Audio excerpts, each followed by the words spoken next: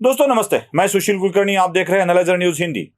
मैंने मेरे Twitter handle पर जब नरेंद्र मोदी जी की माता की मृत्यु हुई थी तो नरेंद्र मोदी के पहले राष्ट्रपिता इस शब्द को लिखा था। बहुत लोगों को इस पर आपत्ति हुई। केवल मेरे लिखने पर आपत्ति हुई ऐसा बिल्कुल नहीं है। देवेंद्र फडणवीस की पत्नी अमृता फडणवीस भी नरेंद्र मोदी को नव भारत के नव राष्ट्रपिता मानती है और उन्होंने कह भी दिया था। इस पर भी लोगों को आपत्ति थी। राष्ट्रपिता यह शब्द केवल महात्मा गांधी के लिए है, वो मोदी के लिए हो नहीं सकता। भले ही मोदी गुजरात के हो या गांधी गुजरात के हो, लेकिन ये मोदी को लागू नहीं होता, ऐसा मानने वाले लोग भी है। लेकिन मैं ये मानता हूं कि जिसने इस देश का नए तरीके से निर्माण किया है, सृजन किया है, उनको राष्ट्रपिता कहने में कोई आपत्ति नहीं है। मुझे तो नरेंद्र मोदी को नए भारत का नया राष्ट्रपिता कहते हुए कोई भी आपत्ति नहीं है। ना मोदी को राष्ट्रपिता कहने से महात्मा गांधी के सम्मान में जरा सी भी कमी नहीं आती है। हम महात्मा गांधी को भी राष्ट्रपिता मानते हैं और आने वाले कल में नरेंद्र मोदी को भी राष्ट्रपिता मानते हैं। नरेंद्र मोदी को राष्ट्रपिता क्यों माना जाना चाहिए, ये जरा विस्तार से समझ लेना आवश्यक है। एक ही वीडियो में मैं बता नहीं पाऊंगा, शायद मुझे कई वीडियो इस पर करने होंगे। 2022 साल का अंत हो चुका है, 23 साल अब आ चुका है और 2014 से नरेंद्र मोदी देश के प्रधानमंत्री है। इस देश में क्या क्या बदलाव आ रहे हैं, कितना देश बदल रहा है और कैसे इस देश का निर्माण हो रहा है, यह समझ लेना जरूरी है।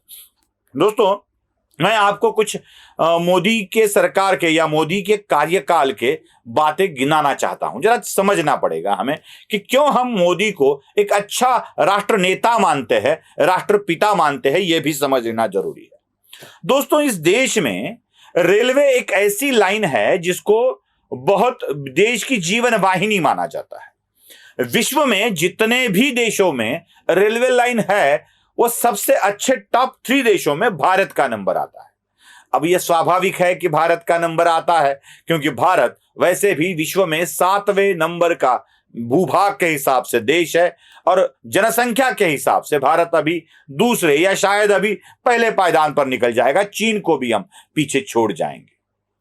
अब इतने विशालकाय और खंडप्राय देश में रेलवे बहुत ज्यादा होना आवश्यक भी है और स्वाभाविक भी है, इसलिए इसका कोई गुणगान मैं नहीं कहूंगा। लेकिन रेलवे की व्यवस्था में जो कुछ सुधार है वो आपको बताना जरूरी है। चलो देख लीजिए।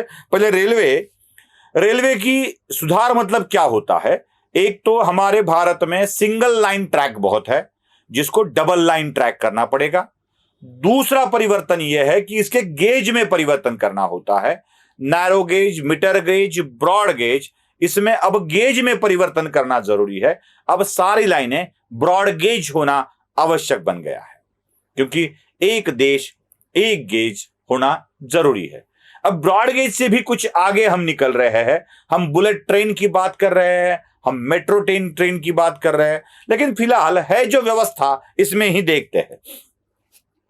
दूसरी एक बात है कि हमारे देश में जो रेलवे चलती है वो पहले बाप के इंजन से चलती थी, बाद में डीजल का इंजन आने लगा, मतलब कोयला, डीजल, ऐसे हम विस्तार करते गए, हम एक एक सीढ़ी ऊपर चढ़ते गए।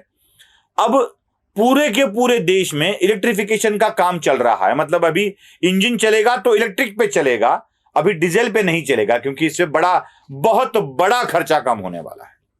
हम बात करते हैं 2009 से 2014 में, मतलब ये अकेले मोदी कर रहे हैं ऐसी बात नहीं है, इतना भी गुणगान नहीं किया जाना चाहिए।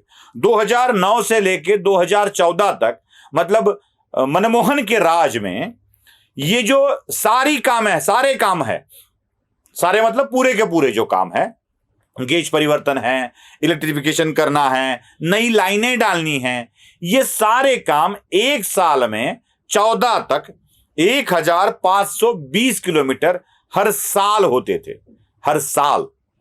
अब 2014 से लेके 2021 तक, 22 तक समझ लीजिएगा, अब ये आंकड़ा 2531 किलोमीटर पर ईयर होने लगा है। मतलब 1000 किलोमीटर से भी ज्यादा इजाफा हुआ है रेलवे के विकास कामों में हर वर्ष। मतलब अगर मोदी के 8 सालों को गिना जाए तो कम से कम 9,000 किलोमीटर की नई लाइनें गेज परिवर्तन या इलेक्ट्रिफिकेशन हो चुका है। ये अच्छी उपलब्धि है, ये निर्माण का कार्य चल रहा है। साथ साथ जरा मेट्रो की भी बात हमें सोचनी होगी। मैं क्यों भारत बदल रहा है, भारत नए भारत का निर्माण हो रहा है, इस विषय की बात कर रहा हूं। जरा समझ लेना जरूरी है। 2014 में 14 तक, 2014 में की बात नहीं कर रहा हूं, 2014 तक इस देश के, पूरे देश के 5 शहरों में, सिर्फ 5 शहरों में मेट्रो चला करती थी। मतलब दिल्ली जैसे शहर में मोदी के आने से पहले ही मेट्रो चलती थी। 5 शहरों में मेट्रो चलती थी और 5 शहरों का पूरा किलोमीटर था 248 किलोमीटर, सिर्फ 248 किलोमीटर। अब देश के 27 शहरों में मेट्रो चलती है। महाराष्ट्र में ही हम जरा देखें तो मुंबई के बाद पुणे में मेट्रो चल रही है और पुणे के बाद अभी नागपुर में मेट्रो चल रही है। अभी औरंगाबाद में भी चलाने का फैसला हो रहा है। मतलब अकेले महाराष्ट्र में अब 3 शहर है, जल्द ही 4 हो जाएंगे। अब पूरे देश में 27 शहरों में मेट्रो चलती है और इसका दायरा बन गया है, मेट्रो का किलोमीटर बन गया है 850 किलोमीटर। मतलब मेट्रो में भी हमने इजाफा कर लिया है। 2002 से लेके 2014 तक, मतलब जो ये वाली सरकार है, मनमोहन वाली सरकार है, उस समय 20 किलोमीटर प्रति वर्ष के हिसाब से मेट्रो बनती थी। मतलब एक वर्ष में मेट्रो का 20 किलोमीटर का मार्ग बनता था। 2014 से लेके 2022 तक अगर आंकड़ों को हम देखें तो 63 किलोमीटर पर ईयर मेट्रो के निर्माण का कार्य चल रहा है। अभी यह भी गति आपको देखनी आवश्यक है। इसलिए मैं कह रहा हूं कि नए भारत का निर्माण हो रहा है। और एक बात है दोस्तों, हम अगर कम्युनिकेशन की ही बात करते हैं, ट्रांसपोर्ट की बात करते हैं, तो साथ ही साथ कम्युनिकेशन की बात करना भी जरूरी है। आपको याद होगा कि आईफोन की निर्मित करने वाली कंपनियां, एक्चुअली आईफोन एक ताइवानी कंपनी है जो आमतौर पर अपने सारे के सारे उत्पाद आईफोन के चीन में करवाती थी और मेड इन चाइना वाले आईफोन ताइवानी कंपनी के भारत में बेचे जाते थे। मोदी जी ने यह बात बदल दी। उन्होंने कहा कि आपको भारत में ही निर्माण करना होगा। मैं आपको बता दूं, जिस फॉक्सकॉन की बात हम बहुत विवाद चल रहा है, वो फॉक्सकॉन वाली कंपनी अब भारत में ताइवानी कंपनी के लिए आईफोन निर्माण करने का काम कर रही है। सिर्फ फॉक्सकॉन ही नहीं, मेरा भी उस तरह से हो रहा है, फॉक्सकॉन का उच्चारण करते वक्त जरा गलती हो रही है। फॉक्सकॉन हो या पैकेटॉन हो, विस्टैन हो, ये कंपनियां अभी आईफोन की निर्मित भारत में कर रही है। मैं आपको बता दूं, आंकड़ा जानकर आप आश्चर्यजनक हो जाएंगे। 2022 के साल में, जो वित्तीय वर्ष 23 तक चलेगा, मार्च एंड तक, अब तक के 22-23 के वित्तीय वर्ष में 3 महीने बाकी है अभी। मैं शायद जो आंकड़े आपको बता रहा हूं वो नवंबर के आखिरी के भी है, दिसंबर भी इसमें शामिल नहीं है। तो 1,000 करोड़ रुपए के आईफोन का निर्यात अब तक हो चुका है। 1,000 करोड़ रुपए के आईफोन का निर्यात अब तक हो चुका है। मतलब अब दुनिया भारत में बने आईफोन से बोलेगी। अब दुनिया भारत में बने आईफोन से बोलेगी। जो अब तक चाइना में बने आईफोन से बोलती थी, अब भारत में बने आईफोन से बोलेगी।